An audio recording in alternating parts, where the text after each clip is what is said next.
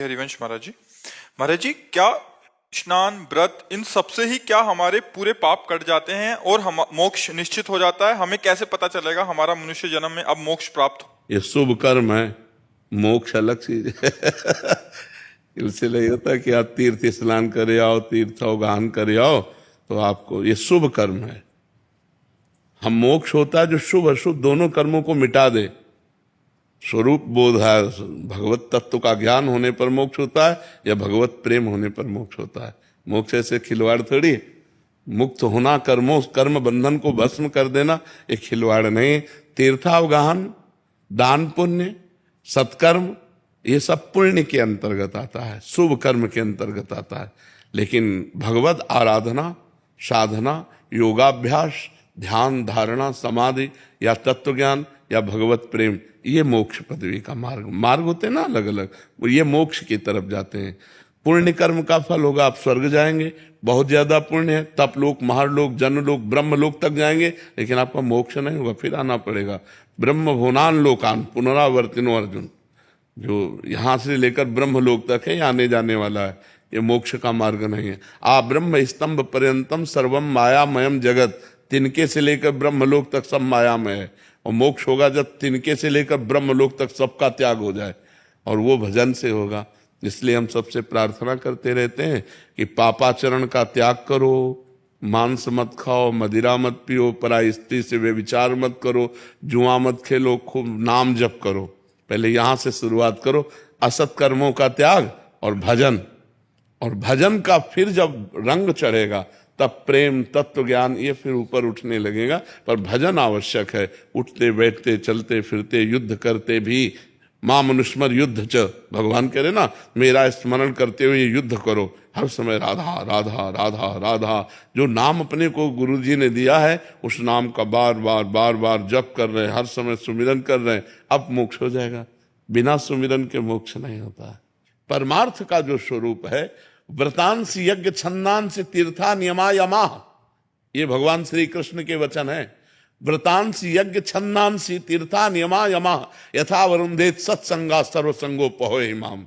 मैं व्रत से, यम नियम से, तीर्थयाटन से, वेदाध्ययन से वश में होने वाला नहीं। जब साधु संग के द्वारा मेरा सब संगों का त्याग करा के मेरा निरंतर भजन होता है, तब मैं वश में होने वाला हूं।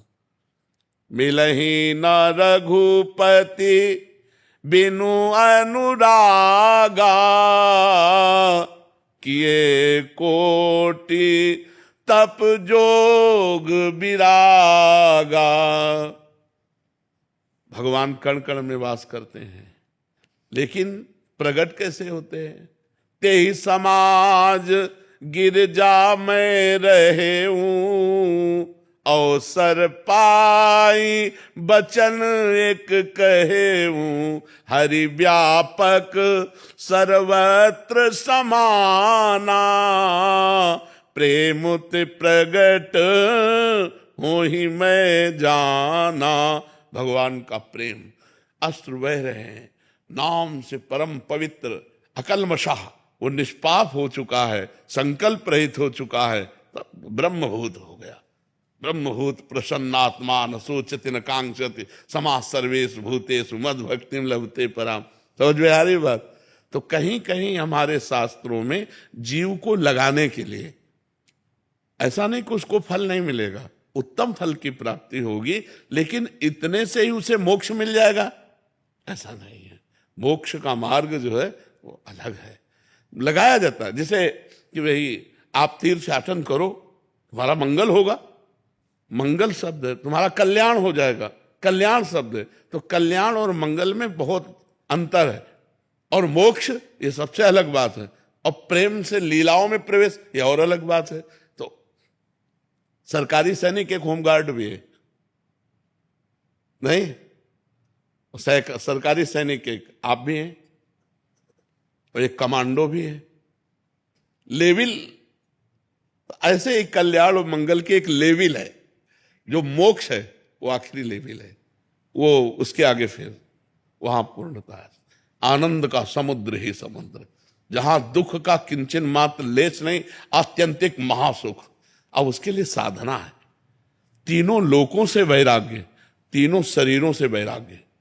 स्थूल जगत, स्थूल शरीर, सूक्ष्म शरीर स्वर्गलोक, कारण शरीर ब्रह्मलोक, इधर तीन और इधर बाहर तीन, बाहर और भीतर तीनों से जो वैरागी वो मोक्ष का अधिकारी होता है। कितना कठिन है, जब तक गुरु न मिलेगा और साधना नहीं बताएगा तब तक कैसे प्राप्त हो जाएगा।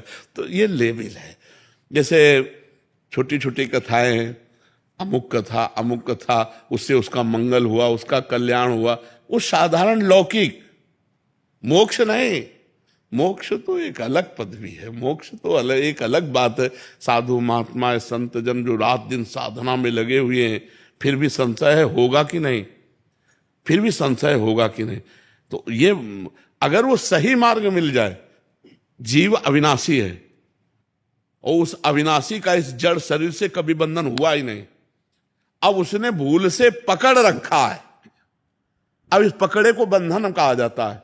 अगर वो छोड़ दे तो वो मुक्त था, मुक्त है, मुक्त रहेगा। उसने पकड़ रखा, मैं पुरुष हूं, ये पकड़ना है, मैं स्त्री हूं, मैं अमुक हूं, मैं इसी मैं को जो साधना के द्वारा गलित कर दे उसी को मोक्ष कहा गया है। क्योंकि जो हम हैं का मतलब ये शरीर नहीं, हम हैं का मतलब मन नहीं, हम हैं का मतलब बुद्धि नहीं। जो हम अविनाशी हैं इसी में कहीं। जैसे आप प्रवीण हो लेकिन कै साल के हो, शरीर कै साल का है? 47। 47 वर्ष में एक सेकंड भी आप अपने से नहीं मिले। बस शीशा में देखकर इसी को आप अपने मानने लगे और इसी की पदवी को आप अपना मानने लगे, लेकिन एक सेकंड भी आपने अपने को नहीं सोचा कि मैं हूं कौन। 47 वर्ष हो गए 3.5 हाथ के घर में रहते हुए और 47 सेकंड आप अपने में नहीं बैठे कि मैं कौन हूं। अगर बैठ जाओ तो मुक्त हो गए। बस उसी का ज्ञान है, सारा का सारा ज्ञान उसी का ज्ञान है। समझ पा रहे हो आप ना? सोनिका चांडक जी। राधे राधे। राधे राधे महाराज जी। महाराज जी, मेरे पास कोई सटीक प्रश्न नहीं है। मुझे प्रतीत होता है कि मैं ईश्वर की कृपा से आत्म मंथन की प्रक्रिया में हूं और जिस स्वयं को मैं जानती हूं वो सामाजिक है, आत्मिक नहीं। महाराज जी ये कहना चाह रहे हैं। बढ़िया, जब आपका कोई सटीक प्रश्न है नहीं तो उत्तर सटीक कैसे मिल सकता है? वास्तविक सटीक प्रश्न नहीं है इसलिए सटीक उत्तर इसका नहीं है। महाराज जी कह रहे हैं कि अपनी स्थिति समझ नहीं आ रही कि मैं ठीक हूं। वो स्थिति क्या जो समझ में आए? बोझल हम पाएंगे, पड़ोसी बताएगा कि तुम्हारा पेट भर गया है। वो तो अपने को अनुभव में आता है कि हमारी स्थिति क्या है। जब सतमार्गी नहीं तो स्थिति क्या है? कह रही लेखिका हैं, जब लिखते हैं तो इतना सुंदर ज्ञान लिख देते हैं, बट अभी यात्रा अहंकार चित्त भावना को समझने की प्रतीत होती है। तो अहंकार हर समय कभी इधर ले जाता है, कभी उधर। अहंकार आप सही मार्ग पकड़ रहे हो कि ये सारा खेल अहंकार का, उसी को मिटाने के लिए सतमार्ग की साधना होती है। और जब सतमार्ग की साधना होगी तो आपको ऐसा लगेगा कि मैं लिख नहीं रही हूं, मुझसे लिखाया जा रहा है। मेरे भगवान बैठकर के मेरे अंदर मेरे को लिखवा रहे हैं, मैं तो एक निमित्त मात्र हूं। ये हाथ चल रहा है, ये नेत्र चल रहे हैं, ये बुद्धि चल रही, लेकिन इसमें बैठकर परमात्मा लिखाता है। तब समझ में आएगा कि अब थोड़ा लिखना सही हुआ है। ठीक है, नाम जप करो, करती हो नाम जप? नाम जप करो, भगवान कोई है जो उसके आश्रित रहो, अंदर से आश्रित रहो तो कनेक्शन सही मिलता। अगर कनेक्शन सही ना हो, देखो बल्ब सही है, बोर्ड सही है, तार भी सही है और प्लग में लगाया भी सही है, लेकिन कनेक्शन नहीं हो पाया, अब ऑन ऑफ करो कुछ नहीं। तो अब कोई खराबी नहीं, कनेक्शन में खराबी है। बस थोड़ा सा और आगे बढ़ जाते, कनेक्शन छू गया, ऑन करो तुरंत जल गया। और अगर कनेक्शन सही हो जाए तो हम लोग, आप सच्ची मानो, अच्छा एक चुल्लू गंगा जल या एक घड़ा गंगा जल या एक टैंकर गंगा जल, गंगा जल निकालोगे तो गंगा जल रहेगा कि नहीं रहेगा? तो परमात्मा का अंश क्या होगा? आप हमें बताओ, परमात्मा का अंश क्या हो सकता है? गंगा जल का अंश क्या हो सकता है? गंगा जल। तो परमात्मा का अंश क्या हो सकता है? परमात्मा हो सकता है। आप परमात्मा स्वरूप हैं। अपने स्वरूप को भूलकर हम पांच भौतिक देह में आसक्त हो गए, यही हमारी दुर्गति का कारण हुआ। जब हम ज्ञान के द्वारा चलते, देखो ऐसा नहीं कि ज्ञान के द्वारा बाबा जी बन जाया जाता है। परम हंस श्री सुखदेव जी दिगंबर हैं। दिगंबर माने एक भी वस्त्र शरीर में नहीं है, पूर्ण महापुरुष हैं। और चेला किसके जानते हो? जनक जी के। जनक जी कौन है? राजा है, रानी है, परिवार है, तो समाज है। और शिष्य कौन है? जो गर्भ से ही विरक्त है, परमहंस श्री सुखदेव जी। और गुरु कौन है? जनक जी। इसका मतलब ज्ञान के गुरु हैं वो, अपने सारे कर्तव्य का पालन करते हुए शुद्ध ज्ञान। ये नाटक है और वो सत्य है। सत्य में स्थित होकर नाटक पूर्ण करना, अभिनय करना। जो हमें अभिनय मिला है वो रोल है, उसमें परफेक्ट हम उतरेंगे, लेकिन हम ये नहीं है, हम कुछ और हैं, ये बोध हो जाता है जी। पंकज जी अयोध्या जी से। यस जी। महाराज जी, आप कह रहे हैं कि आप सेना में पंडित जी हैं। कई बार सेना में समय अभाव होने के कारण या परिस्थिति बस यथोचित कर्मकांड पद्धति का निर्वहन नहीं हो पाता, इससे मन में कुंठा बनी रहती है कि हमसे कहीं अपराध ना हो जाए। महाराज जी ऐसे में हाँ, उस अपराध की निवृत्ति के लिए यदक्षरम पदम भ्रष्टम मात्राहीनम चयत भवेत, एक तो प्रार्थना, और दूसरी बात जितना भी हम प्रोग्राम करें, जो भी उत्साह संपन्न होकर के किया, और उसमें 5 मिनट नाम कीर्तन कर लें तो उसका संपूर्णतया हो जाता है। जैसे हमारी पूजा अधूरी हुई, अब फौज है, अब अभी तो जाला है, तो हमको 5 मिनट नाम कीर्तन कर लेना है। राम कृष्ण हरि जो भी नाम प्रिय हो, नाम कीर्तन से संपूर्णतया पूजा मानी जाती है। जब हम कोई भी पूजा करते हैं और उसमें जो अधूरापन रह जाता है वो नाम कीर्तन से पूरा हो जाता है। तो 5 मिनट नाम कीर्तन कर लिया करें तो जो भी सेवा पूजा है वो पूरी हो जाएगी। और सबसे बड़ी बात है कि राष्ट्र सेवा में लगे हुए जो जन हैं उनकी दूसरी और कोई पूजा नहीं है। वो नाम जप करते हुए अपनी पूजा में तैनात रहें। राष्ट्र भगवान का स्वरूप है और उसकी रक्षा के लिए जो आपको सेवा मिली है वो प्रधान सेवा है। तो उस समय जो भगवत सेवा का अवसर मिला, नहीं तो जो सेवा मिली उसी सेवा में तैनात है।